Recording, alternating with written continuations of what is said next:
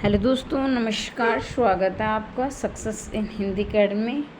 देखिए दोस्तों, हम बात करेंगे आज एचपीएससी असिस्टेंट प्रोफेसर और एलटी ग्रेड जो टीचर की वैकेंसी आई है यूपी के अंदर, उसमें क्या समानता है और क्या असमानता है। और मैं तो चाहूँगी कि भगवान करे आप असिस्टेंट प्रोफेसर बनो और आपका सपना साकार हो, परंतु भगवान ऐसा ना करे। अगर किसी कारणवश आप रह जाते हो तो आपके पास एक स्कोप और बचता है, ठीक है। क्योंकि कई बार सिलेक्शन क्या होता है कि आप तैयारी कर रहे हो कि पॉइंटों पर रुक जाता है, और ऐसे में हमें बड़ा दुख होता है।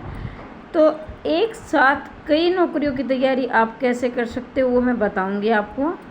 और वैसे आप सभी जानते हो कि जो काफ़ी ऐसी जो टीजीटी हो या पीजीटी हो या असिस्टेंट प्रोफेसर हो किसी दूसरे राज्य की, जिसमें पाठ्यक्रम में समानता होती है, तो हम एक साथ दो की तैयारी कर सकते हैं।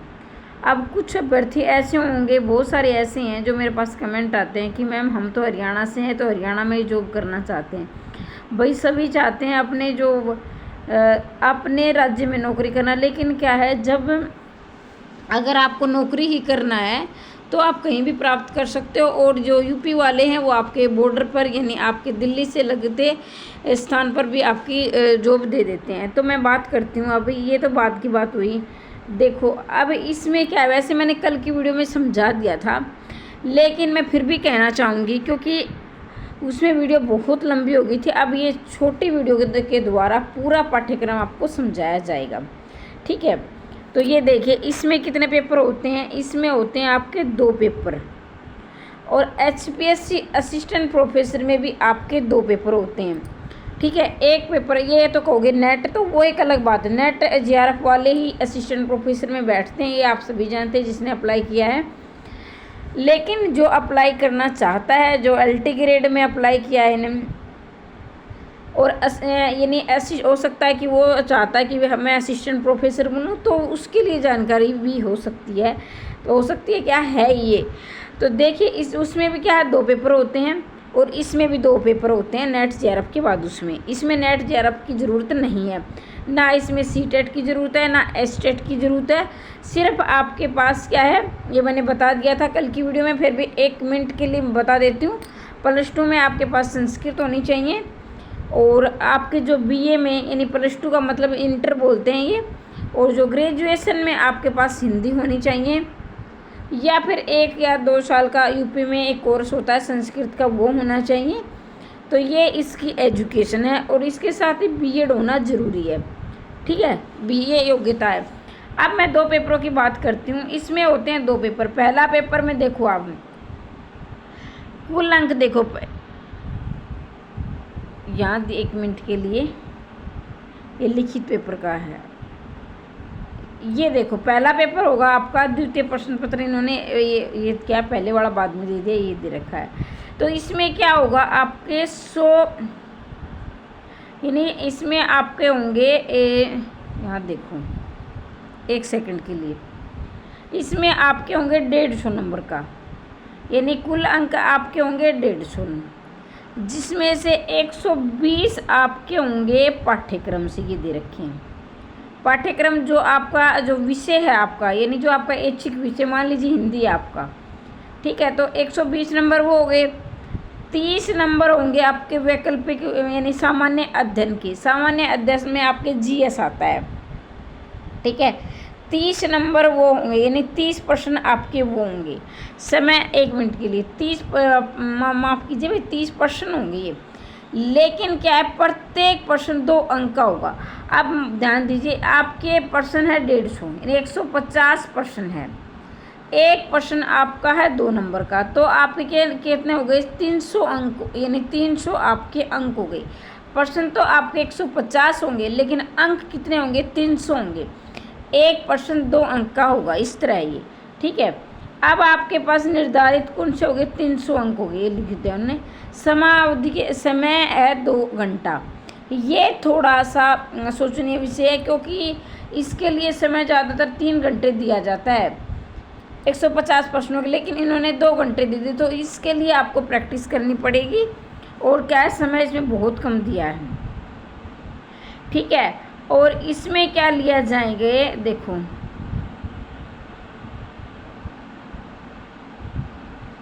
अब ये तो, लेकिन थोड़ा सा उसमें जूम कर बता देती हूँ मैं पहले ही। इसमें आपके 40% तो आपके सामान्य कैटेगरी यानी जनरल कैटेगरी वाले को लेने होंगे, 15 गुना इसमें लेंगे ये।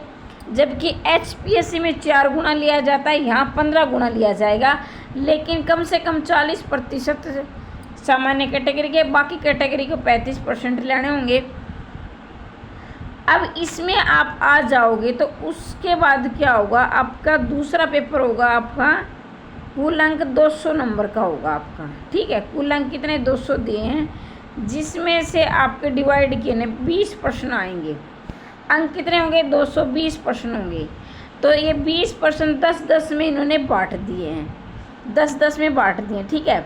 और समय क्या है आपके 3 घंटा, इसमें समय बिल्कुल सही दिया है, इसमें समय क्या है 3 घंटे है। अब देखो कैसे होंगे, ये देखो इसमें आप खंड ए में देखें 10% होंगे लघु उत्तरीय, यानी 125 शब्दों के होंगे 10%, 125 में 8 नंबर का होगा। फिर ये होंगे 10%। अब दूसरे लास्ट वाले 10% क्या होंगे, दीर्घ यानी बड़े होंगे, जिसमें से क्या आपके 12 अंक होंगे, यानी 12 नंबरों का होगा, 12 अंक का, ठीक है। और 200 इसमें शब्द लिखे होंगे। तो पहले वाले में तो आप मान के चलिए 1 से 1.5 पेज में हो जाएगा, और दूसरे वाले में आपका 2 से 2.5 पेज में ये प्रश्न समाप्त हो जाएगा। तो इस प्रकार है। तो अब देखेंगे इसका पाठ्यक्रम, उसमें क्या अब समानता देखो। HPSC भी क्या है, दूसरा लिखित पेपर ले रही है, और पहला पेपर क्या है, HPSC भी क्या कर रही है, ऑब्जेक्टिव ले रही है। और ये भी क्या है, ये भी ऑब्जेक्टिव ले रहे हैं, पहला पेपर, और दूसरा ये सब्जेक्टिव ले रहे हैं। तो वो HPSC में भी सब्जेक्टिव, तो वहाँ की तैयारी आप की यहाँ काम आ सकती है। अब मैं इसका क्या है आपको सिलेबस और दिखा देती हूँ, उसमें भी मैं आपको समानता बताऊँगी, इसमें HPSC वाले में और इसमें क्या समानता है। और आप सभी जानते हैं आदिकाल भक्तिकाल ये तो सब होते ही हैं, ठीक है। तो यहाँ देखें इसमें क्या समानता है। देखो ये वाला भाग बिल्कुल जो है, ये वाला क्या पूरा यहाँ से यहाँ तक लगा लो आप, यहाँ से लेकर यहाँ तक पूरा HPSC में भी आप क्या ये बिल्कुल तैयारी कर रहे हो। आपके पाठ्यक्रम में HPSC में भी और LT ग्रेड वालों ने भी ये क्या है सिलेबस, इसमें LT ग्रेड का भी यही है और HPSC असिस्टेंट प्रोफेसर का भी यही है। तो यहाँ आप तैयारी। अब असमानता क्या है, असमानता ये है, इसमें क्या आपके वहाँ संस्कृत नहीं आएगी HPSC में, लेकिन यहाँ आपकी संस्कृत पूछी गई है। तो ये इसमें समानता है, और ये असमानता है। व्याकरण वहाँ भी है यहाँ भी है, और ये भी वाला भाग है अलंकार वगैरह, और ये क्या है गद्य वाला भाग भी, और आधुनिक काल भी, और ये हिंदी साहित्य का इतिहास भी ये है, ठीक है। तो आपकी यहाँ भी तैयारी हो रही है, वहाँ भी तैयारी हो रही है। तो जो हरियाणा वाले हैं तो उनके लिए कई बार मेरे पास कमेंट आते हैं, मैम TGT की वैकेंसी कब आएंगी, PGT की कब आएंगी। तो ये अगर किसी को बहुत जल्दी जॉब की ज़रूरत है, देखो ज़रूरत तो सबको होती है, लेकिन कई क्या चाहते हैं कि अपने राज्य से बाहर नौकरी नहीं करना चाहते, तो वो तो आपकी चॉइस है, मैं कुछ नहीं कहूँगी, आपको भरना चाहिए। वैसे तो अगर राय मानो तो भरना चाहिए आपको, वो तो बाद की बात है, ड्यूटी कहाँ आएगी आपकी। लेकिन कुछ अभ्यर्थी हैं हमें तो कहीं भी है ना जॉब मिल जाए, बस हमें नौकरी मिल जाए, तो उनके लिए अच्छा खासा चांस है। तो आप अपनी तैयारी में लगे रहें, और जल्दी हरियाणा में भी वैकेंसी आएंगी, तो वहाँ भी आपका क्या है लिखित पेपर होगा, वहाँ भी PGT में आपका लिखित पेपर होगा। और वैसे TGT का भी ये पाठ्यक्रम है, तो आपकी साथ की साथ तैयारी इधर भी हो रही है उधर भी हो रही है। तो मेरे ख्याल से तो आप सबको ये फॉर्म भरना चाहिए।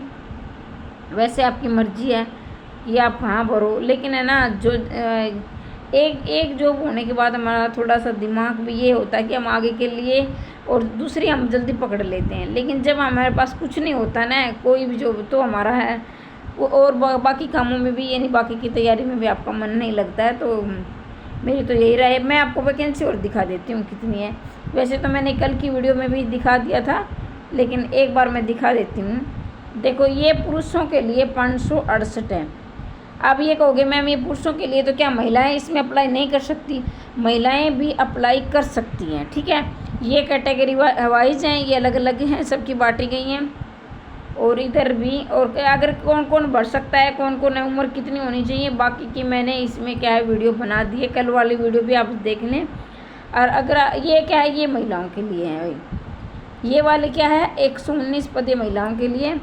और जिसने क्या है कल वाली वीडियो नहीं देखी वो ज़रूर देखें, और चैनल अभी तक आपने सब्सक्राइब नहीं किया तो सब्सक्राइब करें। बाकी देखो संस्कृत, बाकी के मेरे पास सारे नोट्स हैं, सिर्फ संस्कृत के नहीं हैं। अगर किसी को मिनिमम प्राइस में नोट्स लेने हैं तो ले सकते हैं, लेकिन अभी मेरे पास सिर्फ ऑब्जेक्टिव पेपर के नोट्स तैयार हैं। बाकी की मैं बात करती हूँ, संस्कृत के मेरे पास नहीं है। और अगर मुझे समय मिला तो संस्कृत के भी मैं तैयार कर दूँगी, और लिखित पेपर की भी सोचेंगे अगर लंबा समय लगता है। और वैसे तो लंबा समय आपको लगभग 4 महीने कम से कम मान के चले, 4 महीने क्या पता 5 महीने भी लग सकते हैं। तो ये आपका पेपर कम से कम नवंबर दिसंबर में जा सकता है। नवंबर से पहले तो ये आपका दिसंबर हो सकता है, दिसंबर में जा सकता है। ये 3 से 4 महीने, 4 महीने मान के चलो ज़रूर आपका पेपर में 4 महीने लग जाएंगे, ठीक है। तो अपनी तैयारी करते रहें। किसी प्रकार का डाउट है तो कमेंट के माध्यम से ज़रूर पूछें, और मैं कोशिश करूँ कि लिखित पेपर के नोट्स भी मैं तैयार कर लूँ। अगर आप पहली बार चैनल पर आए तो चैनल को सब्सक्राइब करना ना भूलें, अपने ज़्यादा से ज़्यादा दोस्तों के पास शेयर करें, और वीडियो अच्छी लगी हो तो लाइक ज़रूर करें। मिलते हैं अगले वीडियो में, तब तक के लिए जय हिंद, जय भारत।